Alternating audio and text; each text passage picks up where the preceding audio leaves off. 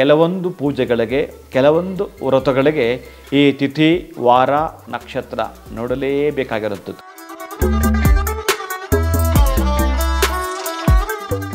ಲಕ್ಷ್ಮಿ ಅಂತಂದರೇನೆ ಇನ್ನು ಮಾಡಲೇಬೇಕಾಗಿರತಕ್ಕಂತಹ ವ್ರತ. ಈ ಸಂಖ್ಯೆಗಳನ್ನು ಅದೇ ನಾನು ಯಾವುದಕ್ಕೆ ಯಾವುದನ್ನು ಬಳಸಬೇಕು, ಯಾವುದನ್ನು ಬಳಸಬಾರದು, ಶ್ರದ್ಧೆ ಭಕ್ತಿಯಿಂದ ನೀವು ಅಂತಹ ವರಮಹಾಲಕ್ಷ್ಮಿಯನ್ನು ಆವಾಹನೆ ಮಾಡಿ. 3ನೇ ವಾರ ಬಂದಿದೆ ಅಂತ ಅಪ್ಪಿತಪ್ಪಿಯೋ ನೀವು ಮುಂದೂಡಲೇಬೇಡಿ, ಅವತ್ತೇ ಮಾಡಿ. ನಮಸ್ತೆ ಗುರುಗಳೇ, ಕಾರ್ಯಕ್ರಮಕ್ಕೆ ಆತ್ಮೀಯ ಸ್ವಾಗತ. ಒಳಿತಾಗ್ಲಿಮ್ಮ. ವೀಕ್ಷಕರ ಪರವಾಗಿ ತಮಗೆ ವರಮಹಾಲಕ್ಷ್ಮಿ ಹಬ್ಬದ ಶುಭಾಶಯಗಳು. ಧನ್ಯವಾದಗಳಮ್ಮ. ಹಬ್ಬದ ದಿನ ತುಂಬಾ ಜನಕ್ಕೆ 3ನೇ ಶುಕ್ರವಾರ ಬಂದಿದೆ, ಆಚರಣೆ ಮಾಡ್ಬೇಕಾ ಬೇಡವಾ ಅನ್ನೋ ಗೊಂದಲದಲ್ಲಿದ್ದಾರೆ. ಆಲ್ರೆಡಿ ಕೆಲವರು ಆಚರಣೆ ಮಾಡ್ತಾ ಇದ್ದಾರೆ. ಇದೆಲ್ಲ ವಿಚಾರವಾಗಿ ಇವತ್ತಿನ ಒಂದು ಕಾರ್ಯಕ್ರಮದಲ್ಲಿ ವೀಕ್ಷಕರಿಗೆ ವರಮಹಾಲಕ್ಷ್ಮಿ ಆಚರಣೆ ಹೇಗಿರಬೇಕು ಇದೆಲ್ಲದರ ಬಗ್ಗೆ ತಿಳಿಸ್ಕೊಳ್ಳಿ. ಓಂ ವಿಶ್ವಸ್ಮೈ ನಮಃ. ಪ್ರೀತಿಯ ಬಂಧುಗಳೇ, ತಮಗೆಲ್ಲರಿಗೂ ಕೂಡ ವರಗಳನ್ನು ದಯಪಾಲಿಸುವ ವರಮಹಾಲಕ್ಷ್ಮಿ ಕೃಪಾಕಟಾಕ್ಷ ಸಿದ್ಧಿರಸ್ತು. ಇನ್ನು ಈ ವಿಶ್ವಾವಸುನಾಮ ಸಂವತ್ಸರದ ದಕ್ಷಿಣಾಯನದ ಶ್ರಾವಣ ಮಾಸ ಶುಕ್ಲ ಪಕ್ಷ. ಇನ್ನು ನಮಗೆ ಈ ತಿಥಿವಾರ ನಕ್ಷತ್ರ ಗೌಣ. ಕೆಲವೊಂದು ಪೂಜೆಗಳಿಗೆ, ಕೆಲವೊಂದು ವ್ರತಗಳಿಗೆ ಈ ತಿಥಿ, ವಾರ, ನಕ್ಷತ್ರ ನೋಡಲೇಬೇಕಾಗಿರುತ್ತದೆ. ಅದಕ್ಕೆ ನಾನು ತಿಥಿಯನ್ನು ಹೇಳದೆ ನಿಮಗೆ ತಿಳಿಸ್ತಾ ಇರೋದೇನು ಅಂತಂದರೆ, ಕೆಲವರೆಲ್ಲ ಮಾತಾಡ್ತಾರೆ 2ನೇ ಶನಿವಾರನೇ 2ನೇ ಶುಕ್ರವಾರನೇ ನಾವು ಮಾಡ್ತಿದ್ವಿ ವರಮಹಾಲಕ್ಷ್ಮಿ ಹಬ್ಬ ಅಂತ. ಶುಕ್ರವಾರ ಅನ್ನೋದನ್ನು ಮಾತ್ರ ತಲೆಗೆ ಹಾಕ್ಕೊಳ್ಳಿ. ಯಾರೋ ಏನೋ ಎಂದೋ ಹೇಳಿದ್ದನ್ನು ಅಲ್ಲ. ನೀವು ಸ್ವಲ್ಪ ವಿಮರ್ಶೆ ಮಾಡಿ, ನಿಮ್ಮಲ್ಲೂ ಕೂಡ ಪ್ರಶ್ನೆಗಳು ಬಂದರೆ ಅದಕ್ಕೆ ಸಮಾಧಾನವಾಗಿರೋಂಥ ಉತ್ತರ ಬಂದಿತ್ತು. ಅದಕ್ಕೆ ನಾನೇನು ತಿಳಿಸ್ತೀನಿ ಅಂತಂದರೆ, ನಮಗೆಲ್ಲ ಶಾಸ್ತ್ರ ಪ್ರಮಾಣ, ಆ ಶಾಸ್ತ್ರ ಪ್ರಮಾಣ ಆಗಿರೋದರಿಂದ ಏನು ತಿಳಿಸ್ಬೇಕು ಅಂತಂದರೆ, ಪೌರ್ಣಮಿಯ ಹಿಂದಿನ ದಿನ ಯಾವ ಶುಕ್ರವಾರ ಬರುತ್ತೋ ಅದನ್ನು ಆಯ್ಕೆ ಮಾಡಬೇಕು ಅಂತ ಹೇಳುತ್ತೆ. ಅದು 3ನೇ ವಾರವೋ 2ನೇ ವಾರ ಬರುತ್ತೋ ಒಟ್ಟಾರೆ ಮಾಡಬೇಕು. ಇನ್ನು ಕೆಲವರು ಹೇಳ್ತಾರೆ 3ನೇ ವಾರ ಏನೋ ಕೇಡು ಅಂತ. ಕೇಡು ಇಲ್ಲ, ಮೇಡು ಇಲ್ಲ, ಮಾಡು ನೀನಷ್ಟೇ. ಈ ಕಾರ್ಯಕ್ರಮವನ್ನು, ವ್ರತವನ್ನು, ಪೂಜೆ ಅಂತ ಹೇಳಿದರೆ ಅದೊಂದು ರೀತಿಯ ಸಮಾಧಾನ. ಈ ವ್ರತ ಅನ್ನುವಾಗ ನೀವು ಮಾಡಬೇಕು ಅಂದರೆ ಕೆಲವೊಂದು ನಿಯಮಗಳಿದ್ದಾವೆ ಇಲ್ಲಿ. ಅಂತಹ ನಿಯಮಗಳ ಜೊತೆಗೆ ಈ ಒಂದು ವರಮಹಾಲಕ್ಷ್ಮಿನ, ಲಕ್ಷ್ಮಿ ಅಂತಂದರೇ ಇನ್ನು ಮಾಡಲೇಬೇಕಾಗಿರತಕ್ಕಂತಹ ವ್ರತ. ಮನೆಯಲ್ಲಿ ಮಕ್ಕಳಾದಿಯಿಂದ ಹಿಡಿದು ಹಿರಿಯರು, ಇನ್ನು ಮನೆಯಲ್ಲಿ ದಂಪತಿಗಳು ಕುಳಿತು ಮಾಡುವಂಥ ಪೂಜೆ ಇದು. ನಾನು ತಿಳಿಸ್ತಿರ್ತೀನಿ ನಿಮಗೆ, ಈ ವರ ಅನ್ನೋ ಶಬ್ದ ಬರೋವಂಥದ್ದು ವರ್ಷದಲ್ಲಿ 2 ಸಲ ಮಾತ್ರ.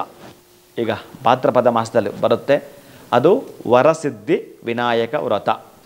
ಅದಕ್ಕೆ ಮೊದಲು ಬರತಕ್ಕಂತಹದ್ದು ವರಮಹಾಲಕ್ಷ್ಮಿ ವ್ರತ. ಇನ್ಯಾವುದರಲ್ಲಿದೆ ತೋರಿಸಿ.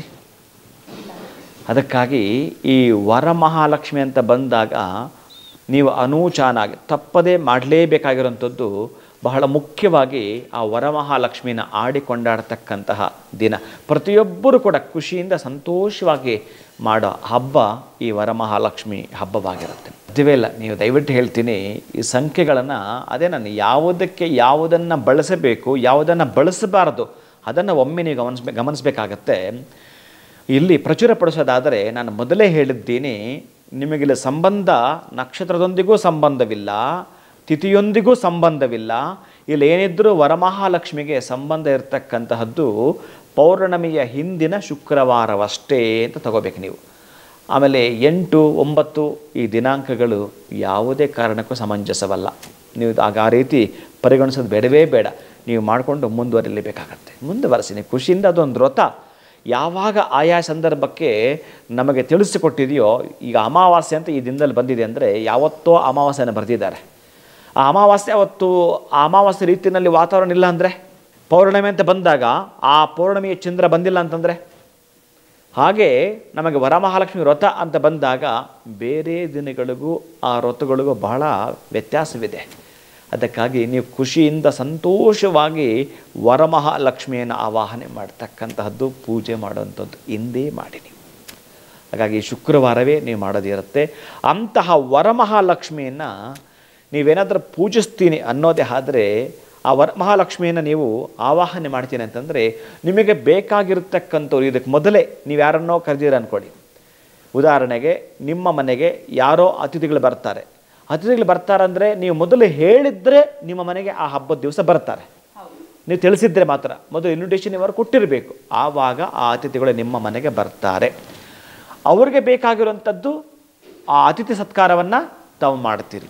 ಹಾಗೆಯೇ ಯಾರೋ ಒಬ್ಬ ಅತಿಥಿ ಬಂದರೆ ಕೈ ತೊಳಿಲಿಕ್ಕೆ ನೀರು ಕೊಡುವಂಥದ್ದು, ಕುಳಿತುಕೊಳ್ಳಲಿಕ್ಕೆ ಆಸನ ಕೊಡೋದು, ಊಟ ಮಾಡಲಿಕ್ಕೆ ಅನ್ನ ಬಡಿಸೋದು, ಬೆಳಕಿಗಾಗಿ ದೀಪ, ವಿಶ್ರಾಂತಿಗೆ ಸ್ಥಳ, ಈ ಪಂಚೋಪಚಾರ ಅಂತ ನಾನೇನು ಹೇಳ್ತೀನೋ ಹಾಗೆ ಷೋಡಶೋಪಚಾರ ಪೂಜಾ ಅಂಚ ಕರಿಷ್ಯ 16 ಥರದ ಸೇವೆಗಳನ್ನು ಮಾಡೋದು ತಿಳಿಸ್ತಾನೆ.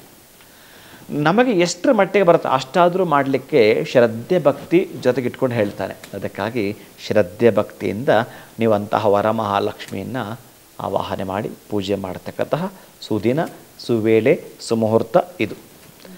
ಹಾಗಾಗಿ ಅಂತಹ ವ್ರತ ಬಂದಾಗ ನೀವು ಪ್ರಾತಃ ಕಾಲದಲ್ಲಿ 5ರಿಂದ 6 ಗಂಟೆ ಮಾಡ್ತೀರೋ, ಅಥವಾ 9ರಿಂದ 10 ಅಮೃತಗಳಿಗೆ ಇದೆ ಆ ಸಂದರ್ಭದಲ್ಲಿ ಮಾಡ್ತೀರೋ, ಅಥವಾ ಅದೇ ದಿನದಲ್ಲಿ ಗೋಧೂಳಿ ಲಗ್ನ ಸಾಯಂಕಾಲ ಮಾಡ್ತಿರೋ ಅಂದೇ ವ್ರತವನ್ನು ಮಾಡಲೇಬೇಕಾಗಿರುವಂಥದ್ದು. ಅಂತಹ ವರಮಹಾಲಕ್ಷ್ಮಿ ವ್ರತ ಪ್ರಾರಂಭ ಆಗಿದ್ದು ಮೊದಲು ಯಾರಿಂದ? ಲಕ್ಷ್ಮೀನೇ ಈ ಚಾರುಮತಿ ಅನ್ನೋ ಒಬ್ಬ ಹೆಣ್ಣು ಮಗಳ ಕನಸಲ್ಲಿ ಹೋಗಿ ಹೇಳ್ತಾಳೆ. ಅದ್ಯಾಕೆ ಆ ಚಾರುಮತಿ ಕನಸಲ್ಲಿ ಹೋಗಿ ಹೇಳಬೇಕು? ಬೇರೆ ಇನ್ಯಾರು ಇರಲಿಲ್ವಾ? ಆಕೆ ಅಂತ ಶ್ರದ್ಧೆ ಭಕ್ತಿಯ ಪತಿವ್ರತಾನಿಷ್ಠಳು. ಅಂದರೆ ನಾನು ಏನು ಮಾಡಿದರೆ ನನ್ನ ಮನೆಯಲ್ಲಿರ್ತಕ್ಕಂತಹ ಕುಟುಂಬಸ್ಥರಿಗೆ ಸಂತೋಷವಾಗುತ್ತೆ, ಮನೆಯ ಪತಿಯಿಂದ ಹಿಡಿದು ಮಕ್ಕಳಿಂದ ಹಿಡಿದು ಮನೆಯಲ್ಲಿರ್ತಕ್ಕಂಥ ಹಿರಿಯರಿಗೂ ಕೂಡ ನಾನು ಏನು ಸೇವೆ ಮಾಡಿದ್ರೆ ಅಷ್ಟು ಜನ ಸಂತೃಪ್ತರಾಗ್ತಾರೆ ಅನ್ನೋ ಶುದ್ಧ ಮನಸ್ಸುಗಳಾಗಿ ಯೋಚನೆ ಮಾಡ್ತಿದ್ದಂತಹ ಚಾರುಮತಿ. ಇಲ್ಲಿ ಚಾರುಮತಿ ಅಂತಂದರೆ ಚಾರು ಈ ಹೆಸರೇ ಒಂದು ಅದ್ಭುತ. ನೀವು ಇನ್ನು ಮುಂದೆ ಯಾರು ನಿಮಗೆ ಮದುವೆಯಾಗಿ ಮಕ್ಕಳು ಹುಟ್ಟುತ್ತಾರೋ ಆ ಮಕ್ಕಳಿಗೆ ಚಾರುಮತಿ ಅಂತ ಹೆಸರಿಡಿತೀರೋ ನಿಮ್ಮ ಜಾತಕಾದಿ ದೋಷಗಳು ಹೋಗಿರುತ್ತವೆ. ಅಷ್ಟು ಅದ್ಭುತವಾಗಿರುತ್ತೆ, ಆ ಹೆಸರೇ ಆಗಿರುತ್ತೆ. ಚಾರು ಅಂತಂದರೆ ಒಳ್ಳೆಯ, ಮತಿ ಅಂತಂದರೆ ಬುದ್ಧಿ, ಒಳ್ಳೆಯ ಬುದ್ಧಿ ಇರತಕ್ಕಂತಹದ್ದು, ಒಳ್ಳೆಯ ಆಲೋಚನೆ ಇಟ್ಕೊಂಡಿರ್ತಕ್ಕಂತಹದ್ದು. ಅಂತಹ ಒಳ್ಳೆಯ ಆಲೋಚನೆಗಳ ಜೊತೆಗೆ ಒಂದು ಹೆಣ್ಣು ಮಗು ಪ್ರತಿನಿತ್ಯವೂ ಕೂಡ ಮಾಡ್ತಿದ್ದಾಗ ಇನ್ನು ಹೇಗಿರುತ್ತೆ ಆ ಮಗು ಜೀವ. ಇಲ್ಲಿ ಬಹಳ ಮುಖ್ಯವಾಗಿರತಕ್ಕಂಥ ಚಾರುಮತಿ ಅನ್ನೋ ಹೆಸರೇ ಅದನ್ನು ಸೂಚಿಸ್ತಾ ಬರುತ್ತೆ. ಅಂಥ ಅದ್ಭುತವಾಗಿರೋ ಶ್ರದ್ಧೆ ಭಕ್ತಿ ಇಟ್ಟಿರ್ತಾಳೆ ಆ ಚಾರುಮತಿ. ಆ ಚಾರುಮತಿಯ ಕನಸಲ್ಲಿ ಬಂದು ಈ ಲಕ್ಷ್ಮಿ ಹೇಳುತ್ತಾಳೆ, ನೋಡು ವ್ರತ ನೀನು ಮಾಡ್ತೀನಿ ಅಂತಂದರೆ ಒಂದು ಅದ್ಭುತವಾಗಿರುವಂಥದ್ದು ವ್ರತ ಇದೆ, ಅದರ ಹೆಸರೇ ವರಮಹಾಲಕ್ಷ್ಮಿ ವ್ರತ. ಆ ವರಮಹಾಲಕ್ಷ್ಮಿ ವ್ರತ ನೀವು ಮೊದಲು ಐಶ್ವರ್ಯ ಲಕ್ಷ್ಮಿನೋ, ನಿಮಗೆ ಬೇಕಾದ್ರೆ ಸಿದ್ಧಲಕ್ಷ್ಮಿನೋ, ಮೋಕ್ಷಲಕ್ಷ್ಮಿನೋ, ಬೇರೆ ಯಾವುದು ಬೇಕಾದರೂ ಮಾಡ್ಕೊಳ್ಳಲಿಕ್ಕಿತ್ತು.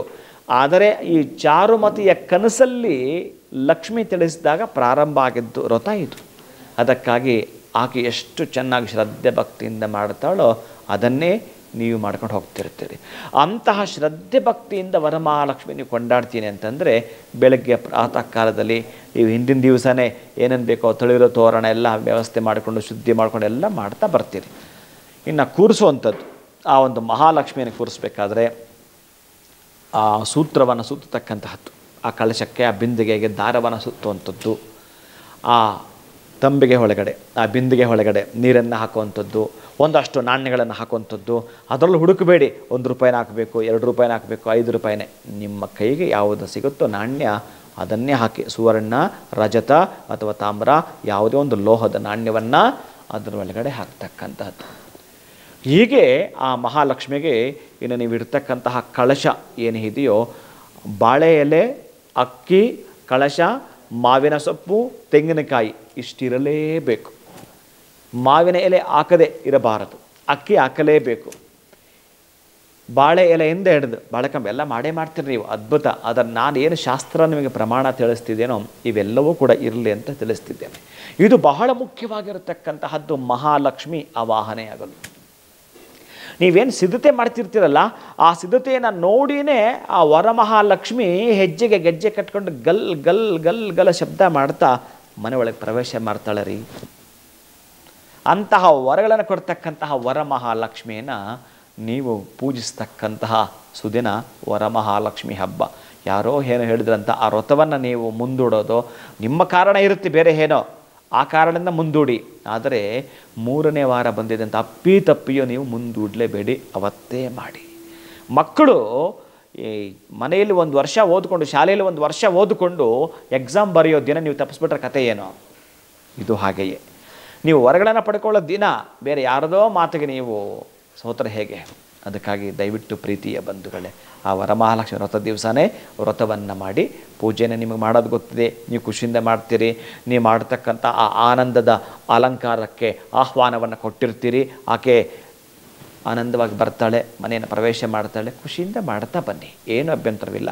ಅದಕ್ಕಿಂತ ಸೀರೆನೇ ಉಡಿಸ್ಬೇಕು ಅನ್ನೋದು ಇದೆಲ್ಲ ತಲೆಯಲ್ಲಿ ಇಟ್ಕೋಬೇಡಿ. ಯಾವುದೇ ಕಾರಣಕ್ಕೂ ಪೀವಸ ವಸಾದೆ ಅನ್ನೋ ಮಂತ್ರದಿಂದ ಹಿಡಿದು ಅಮ್ಮನಿಗೆ ಸೀರೆ ಉಡಿಸ್ತಕ್ಕಂಥ ಮೊದಲೆಲ್ಲ ನೀವು ಅಲಂಕಾರ ಮಾಡಿಬಿಟ್ಟಿರ್ತೀರಿ, ಹಿಂದಿನ ದಿವಸನೇ ಮಾಡಿಬಿಟ್ಟಿರ್ತೀರಿ. ಇನ್ನು ಕೆಲವರಂತೂ ಹಿಂದಿನ ದಿವಸನೇ ಹೋಳಿಗೆ ಮಾಡಿ ಇಟ್ಬಿಟ್ಟಿರ್ತೀರಿ. ಎಷ್ಟರ ಮಟ್ಟಿಗೆ ಸರಿ ಇದು? ಆಮೇಲೆ 9 ಗಂಟೆಗೆ ಸ್ನಾನಕ್ಕೆ ಹೋಗ್ತೀರಿ.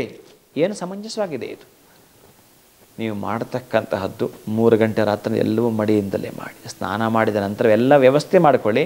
ಸ್ನಾನ ಮಾಡಿದ ನಂತರವೇ ಅಲಂಕಾರ ಆಗಿರಬಹುದು, ನಿಮ್ಮ ಮನೆಯಲ್ಲಿ ಅಡುಗೆ ಮನೆಯಲ್ಲಿ ಮಾಡ್ತಕ್ಕಂತಹ ಹೋಳಿಗೆ ಪ್ರಸಾದವಾಗಿರಬಹುದು, ಇವೆಲ್ಲವೂ ಕೂಡ ಸ್ನಾನದ ಆದ ನಂತರವೇ ಮಾಡ್ತಾ ಬನ್ನಿ, ಸಿದ್ಧತೆ ಮಾಡಿಕೊಳ್ಳಿ ಹಿಂದಿನ ದಿವಸ. ಹಾಗಂತೇಳಿ ಎಲ್ಲ ರೆಡಿ ಮಾಡ್ತಾ ಮಾಡಿರೋದಲ್ಲ. ಆವಾಗ ನೀವು ನನ್ನ ವಸ್ತ್ರ ಉಡಿಸಿದ್ದೀನಿ, ಇನ್ನು ಅದಕ್ಕೆ ಅಕ್ಷತೆ ಹಾಕುವಂಥದ್ದು, ವಸ್ತ್ರವನ್ನು ಮುಟ್ಟಿ ನಮಸ್ಕಾರ ಮಾಡಿಕೊಳ್ಳೋದು. ವಸ್ತ್ರ ಆದಮೇಲೆ ನೀವೇನು ಮಾಡ್ಕೊಳ್ತೀರಿ? ಅಲಂಕಾರ ಮಾಡ್ಕೊಳ್ತೀರಲ್ಲ, ಹಾಗೆ ಮಹಾಲಕ್ಷ್ಮಿಗೆ ಅರಿಶಿನ ಕುಂಕುಮವನ್ನು ಇಡ್ತಕ್ಕಂಥದ್ದು.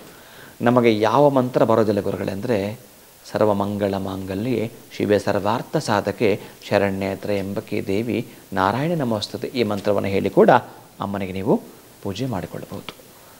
ಇನ್ನು ನೀವೆಲ್ಲ ಕೇಳಿರ್ತೀರಿ, ಈ ವರಮಹಾಲಕ್ಷ್ಮಿಗಿರ್ತಕ್ಕಂಥ ಒಂದು ಅದ್ಭುತವಾಗಿರುವಂಥ ಒಂದು ಮಂತ್ರ ಅಂದರೆ, ನೀವು ಕೋಟಿ ಕೋಟಿ ಕೋಟಿ ಜನ್ಮಗಳಲ್ಲಿ ದಾರಿದ್ರ್ಯವೇ ಮಾಡಿದೆ ಅಂತಂದರೆ, ಅಂಥ ದಾರಿದ್ರ್ಯವನ್ನು ತೊಲಗಿಸಿ ನಿಮಗೆ ಅಷ್ಟೈಶ್ವರ್ಯ ಪ್ರಾಪ್ತಿ ಮಾಡಿಕೊಡ್ಬೇಕಾದ್ರೆ ಒಂದು ಮಂತ್ರ, ಅದು ಶ್ರೀ ಸೂಕ್ತದೊಂದಿಗೆ ಇರತಕ್ಕಂತಹ ಒಂದು ಮಂತ್ರ ಅಂತಂದರೆ, ಸಿದ್ಧಲಕ್ಷ್ಮೀರ್ ಮೋಕ್ಷಲಕ್ಷ್ಮೀರ್ ಜಯಲಕ್ಷ್ಮೀರ್ ಸರಸ್ವತಿ ಶ್ರೀಲಕ್ಷ್ಮೀರ್ ವರಲಕ್ಷ್ಮೀಶ್ಚ ಪ್ರಸನ್ನ ಮಮ ಸರ್ವದ.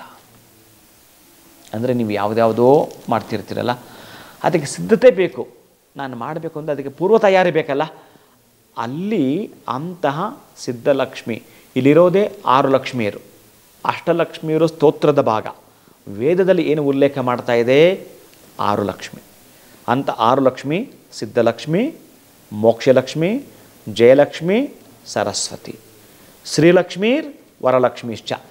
ಈಗ ಮಾಡ್ತಾ ಇದ್ರಲ್ಲ, ಅದೇ ವರಲಕ್ಷ್ಮೀಶ್ಚ. ಹಾಗಾಗಿ ಸಿದ್ಧಲಕ್ಷ್ಮೀರ್ ಮೋಕ್ಷಲಕ್ಷ್ಮೀರ್ ಜಯಲಕ್ಷ್ಮೀರ್ ಸರಸ್ವತಿ ಶ್ರೀಲಕ್ಷ್ಮೀರ್ ವರಲಕ್ಷ್ಮೀಶ್ಚ ಪ್ರಸನ್ನ ಮಮ ಸರ್ವದಾ ಅನ್ನೋ ಮಂತ್ರವನ್ನು ಹೇಳ್ತಾ ಹೇಳ್ತಾ ಹೇಳ್ತಾ ಕೇಳಿಸ್ಕೊಳ್ತಾ ಮಾಡ್ತಾಯಿದ್ದೀರಿ. ಯಾಕೆ? ಸಿದ್ಧಲಕ್ಷ್ಮಿ ಆಯಿತು. ಮೋಕ್ಷಲಕ್ಷ್ಮಿ, ನನಗೆ ಬೇಗ ಮೋಕ್ಷ ಕೊಟ್ಬಿಡು ಅಂತಿರಲ್ಲ, ಅದಲ್ಲ. ಮೋಕ್ಷ ಅಂತಂದ್ರೆ ಏನು ಗೊತ್ತಾ? ಈ ಕಷ್ಟದಿಂದ ನನಗೆ ಯಾವಾಗ ಮೋಕ್ಷ ಸಿಗುತ್ತೋ, ಈ ನೋವಿಂದ, ಈ ಪಡಿಪಾಟ್ಲಿಂದ ಯಾವಾಗ ನನಗೆ ಮೋಕ್ಷ ಸಿಗುತ್ತೋ ಅಂತ ಕೇಳ್ಕೊಳ್ತೀರಲ್ಲ, ಅದು ಮೋಕ್ಷಲಕ್ಷ್ಮಿ. ಒಟ್ಟಾರೆ ನೀವಿರತಕ್ಕಂತಹ ತಾಪತ್ರಯ, ನೀವಿರುವ ಆ ಸಾಲದ ತೊಂದರೆ, ಅದು ನಿಮ್ಮನ್ನು ಬೆಂಬಿಡದೆ ಮಾಡ್ತಾ ಇರತಕ್ಕಂತಹದ್ದು ರೋಗ, ಇವೆಲ್ಲದಕ್ಕೂ ಮೋಕ್ಷ ಕೊಡ್ತಾಳೆ ಅವಳೇ ಈ ವರಮಹಾಲಕ್ಷ್ಮಿ. ಇನ್ನು ಜಯಲಕ್ಷ್ಮಿ ಅಂತಂದರೆ ಏನು ಮಾಡಿದ್ರು ಯಾಕೋ 6ಕ್ಕೆ ಹತ್ತಲಿಲ್ಲ 3ಕ್ಕೆ ಇಳಿಲ್ಲ ಅಂತಲೇ ಮಾತಾಡ್ತಿದ್ರಲ್ಲ. ಎಷ್ಟು ಮಾಡಿದ್ರು ನನಗೆ ದೇವರು ನನ್ನ ಜಾತಕದಲ್ಲಿ ಬರೆದಿರೋದೇ ಹಿಂಗೆ ಒದ್ದಾಡೋ ಅಂತಲೂ ಏನೋ ಅಂತ ಮಾತಾಡಿರ್ತಾರೆ ಪಾಪ. ಅವರಿಗೆ ಆ ಕೆಲಸದಲ್ಲಿ ಸಕ್ಸಸ್, ಜಯವನ್ನು ಕೊಡೋದು ಈಗೇನೆ ವರಮಹಾಲಕ್ಷ್ಮಿ, ಜಯಲಕ್ಷ್ಮಿ. ಇನ್ನು ಸರಸ್ವತಿ ಕೂಡ ವರಮಹಾಲಕ್ಷ್ಮಿನೇ. ಈ ದಿನ ಪೂಜೆ ಮಾಡ್ತಕ್ಕಂಥವರು ನೀವು ಏನೇ ಮಾಡಿದ್ರು ಕೂಡ, ನೀವು ಯಾವುದೇ ವ್ಯವಹಾರವನ್ನು ಮಾಡಿ, ವ್ಯಾಪಾರವನ್ನು ಮಾಡಿ, ಒಳ್ಳೆ ಸ್ಯಾಲ್ರಿ ತಗೋಬೇಕಂದ್ರೆ, ಎಷ್ಟು ಸ್ಯಾಲ್ರಿ? ಒಂದು 3 ಲಕ್ಷ ಸ್ಯಾಲ್ರಿ ತಗೋಬೇಕಂದ್ರೆ ಆ 3 ಲಕ್ಷದ ಸ್ಯಾಲ್ರಿ ನಾಲೆಡ್ಜ್ ಇರಬೇಕು ನಿನಗೆ. ಯಾವುದೋ ಸಣ್ಣ ನಾಲೆಡ್ಜ್ ಇಟ್ಕೊಂಡು ನಾನು ಯಾರನ್ನಲ್ಲಿ ಅಲ್ಲೆಗಳಿತಿಲ್ಲ, ಐ ಎಕ್ಸ್ಪೆಕ್ಟೇಷನ್ ಸಲ್ಲದು. ಅದಕ್ಕೆ ನನಗೇನು ಬೇಕು? ಸರಸ್ವತಿ ಕಟಾಕ್ಷವೇ ಬೇಕು. ನೀನು ಯಾವ ಲೆವೆಲ್ ಯೋಚನೆ ಮಾಡ್ತೀಯೋ, ನೀನು ಯಾವ ವೃತ್ತಿ ಮಾಡ್ತೀಯೋ, ಯಾವ ವ್ಯಾಪಾರವನ್ನು ಮಾಡ್ತೀಯೋ, ಯಾವ ಬಿಸ್ನೆಸ್ಸನ್ನು ಮಾಡ್ತೀಯೋ, ಆ ಮಟ್ಟಕ್ಕೆ ನಿನಗೆ ಜ್ಞಾನವನ್ನು ದಯಪಾಲಿಸೋದು. ಬಹುಶಃ ನೀನು ಅರ್ಧ ತಾಸು 1 ತಾಸು ಒಂದು ಮೀಟಿಂಗ್ ಮುಗಿದಿದೆ ಅಂದ್ಕೊಳ್ಳಿ. ಏನು ಇತ್ಯರ್ಥನೇ ಆಗಲಿಲ್ಲ. ಬಹುಶಃ ನೀವೇ ಮಾಡಿದ್ದೀರಿ, ನೀವೇ ಮಾತಾಡ್ತಾ ಇದ್ದೀರಿ, ನಿಮಗೆ ಯಾಕೋ ಆ 1 ತಾಸು ಆ ಸ್ಯಾಟಿಸ್ಫೈ ಆಗಲಿಲ್ಲ ಆ ಮೀಟಿಂಗ್. ಗೊತ್ತಿಲ್ಲ ನಿಮಗೆ, ಆ ವರಮಹಾಲಕ್ಷ್ಮಿ ಮಾಡುವ ಪೂಜೆಯಿಂದ, ಅವಳ ಕೃಪಾ ಕಟಾಕ್ಷದಿಂದ ನಿಮ್ಮ ನಾಲಿಗೆಯಲ್ಲಿ ಒಂದು ಪದ ಅನಿಸ್ಬಿಡ್ತಾಳೆ. ವಾವ್, ಕರೆಕ್ಟ್ ಸರ್, ಇದಿದ್ರೆ ಸಾಕಿದು, ಮುಗೀತು ಅಂತ ಸಿಗ್ನೇಚರ್ ಹಾಕಿದ್ರು ಹಾಕಿದವ. ಅದಕ್ಕೆ ಅವಳ ಕಟಾಕ್ಷ ಬೇಕು ನಿನಗೆ. ಸರಸ್ವತಿ ಕಟಾಕ್ಷವಿಲ್ಲದೆ ಇಲ್ಲಿ ಏನೂ ಪ್ರಯೋಜನ ಇಲ್ಲ. ಪ್ರಯೋಜನ ಇದ್ದರೂ ಅದು ಸಮಂಜಸವಲ್ಲ, ಅದು ನಿನ್ನದಲ್ಲ. ನಿನ್ನ ಜ್ಞಾನದಿಂದ ನೀನೇನು ಪಡೆದುಕೊಳ್ತೀಯೋ ಅದು ನಿನ್ನದಾಗಿರುತ್ತೆ. ಅಂತಹ ಸರಸ್ವತಿಯ ಕೃಪೆ ನಿನಗೆ ಬೇಕು ಅಂತಂದರೆ ವರಮಹಾಲಕ್ಷ್ಮಿ ದಿನ ಅವಳನ್ನು ಕೊಂಡಾಡಬೇಕು. ಇನ್ನು ಶ್ರೀ ಅಂತಂದರೆ ಹಣ. ಆ ಶ್ರೀಲಕ್ಷ್ಮಿ ಬೇಕು, ಎಲ್ಲರಿಗೂ ಇದೆ, ಬಹಳ ಮುಖ್ಯ ಇರತಕ್ಕಂತಹದ್ದು. ಆ ಶ್ರೀಲಕ್ಷ್ಮಿ ನಿನಗೆ ಕಟಾಕ್ಷ ಮಾಡಬೇಕು ಅಂತಂದರೆ, ನಿನಗೆ ಕೃಪೆ ತೋರಬೇಕು ಅಂತಂದರೆ, ನೀನಿದು ಎಕ್ಸಾಮ್ ಸೆಂಟ್ರ್, ಈ ಸೆಂಟ್ರಲ್ಲಿ ನೀನು ಎಷ್ಟು ಶ್ರದ್ಧೆಯಿಂದ ಆ ಪ್ರಶ್ನೆಗಳಿಗೆ ಉತ್ತರ ಬರಿತಿದ್ಯಾ, ಆನ್ಸರ್ ಮಾಡ್ತಿದ್ಯಾ ಅಂದರೆ ಎಷ್ಟು ಶ್ರದ್ಧೆಯಿಂದ ಆ ಹೂಗಳಿಂದ ಅಲಂಕಾರ ಮಾಡ್ತಾ ಇದೆಯಾ ಅಮ್ಮನಿಗೆ. ತುಂಬ ಖುಷಿ ಪಡ್ತಾಳೆ ಅವಳು. ನೀವು ಮಾಡೋ ಅಲಂಕಾರದಲ್ಲೂ ಖುಷಿ ಪಡ್ತಾಳೆ. ಅದರ ಅಹಂಕಾರದಿಂದ ಏನು ಮಾಡಿದ್ರೂ ಅವಳು ಸ್ವೀಕಾರ ಮಾಡೋದಿಲ್ಲ.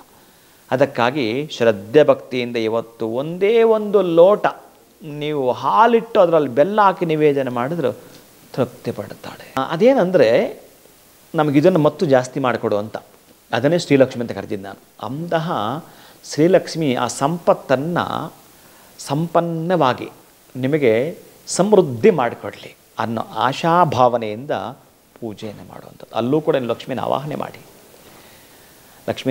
ಮಾಡಿ, ಇಡೀ ತಪ್ಪಿಲ್ಲ. ಆದರೆ ಹೆಚ್ಚಿನ ಪ್ರದರ್ಶನ ಸಮಂಜಸವಲ್ಲ. ಆ ದೃಷ್ಟಿ ಪಕ್ಕಕ್ಕಿಡಿ.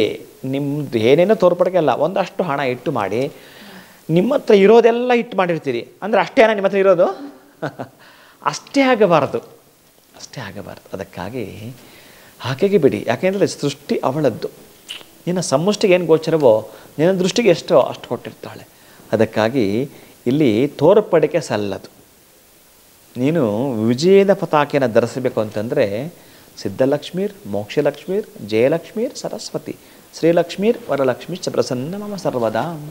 ಇನ್ನು ವರಮಹಾಲಕ್ಷ್ಮಿ ಬಗ್ಗೆ ಆವಾಹನ ಮಾಡಿ. ಓಂ ಭೂಹು ಭುವಃ ಸುವಃ ಭೂರ್ಭುವಃ ಸುವಃ ವರಮಹಾಲಕ್ಷ್ಮಿ ಆವಾಹಯಾಮಿ. ನೀವು ಈ ಕೂಡ ಎಲ್ಲ ನಮ್ಮ ಚಾನಲ್ಗೆ ಸಬ್ಸ್ಕ್ರೈಬ್ ಆಗಿಲ್ಲ ಅಂದರೆ ಸಬ್ಸ್ಕ್ರೈಬ್ ಬಟನನ್ನು ಕ್ಲಿಕ್ ಮಾಡಿ, ಪಕ್ಕದಲ್ಲಿರೋ ಬೆಲ್ ಐಕನನ್ನು ಕ್ಲಿಕ್ ಮಾಡಿ. ನಾವು ಅಪ್ಲೋಡ್ ಮಾಡುವಂತಹ ವೀಡಿಯೋಸ್ ನಿಮಗೆ ನೋಟಿಫಿಕೇಶನ್ ಬರುತ್ತೆ.